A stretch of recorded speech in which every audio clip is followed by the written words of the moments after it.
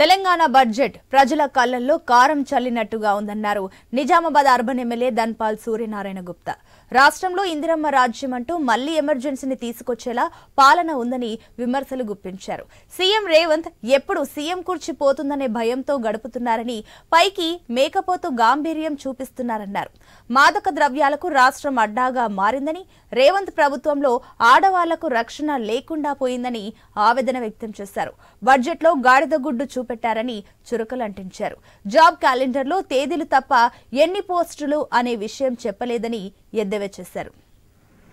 రాష్ట్రంలో భారతీయ జనతా పార్టీ ఎదుగుదలని చూడలేక మొన్నటి పార్లమెంట్లో 8 సీట్లు గెలవడం, భవిష్యత్తులో భారతీయ జనతా పార్టీ 2028లో ప్రభుత్వం ఏర్పడుతుంది ఖచ్చితంగా ప్రజలు ఎక్కడ చెప్తే అక్కడ చెప్పుకుంటున్నారని అసెంబ్లీలో ఏకపక్షాన నిర్ణయం తీసుకొని వాళ్ళు దాని డిసిషన్ తీసుకున్నారు.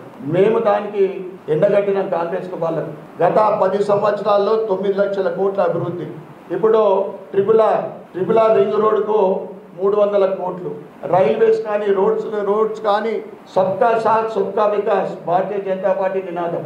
ఏ రాష్ట్రంలో ఏ రాజకీయ పార్టీ ఉన్నా కానీ సరి సమానంగా ఉజ్వల యోజన గ్యాస్ సిలిండర్లు కానీ, ఈ ముద్రా లోన్లు కానీ, ఆవాస్ యోజన కింద ఇల్లు కానీ, రాజకీయ పార్టీలకు అతీతంగా 2047 వరకు భారతదేశాన్ని విశ్వగురువుగా చేయడానికి 6 నిమిషాల పాటు